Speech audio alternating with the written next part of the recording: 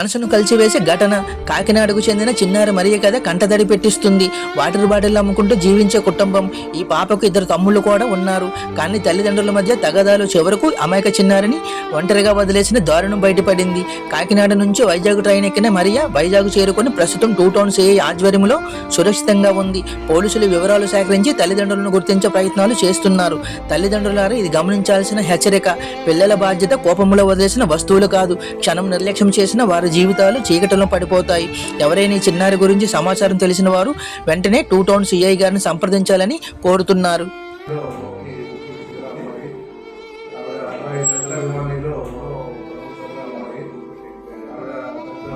ఈ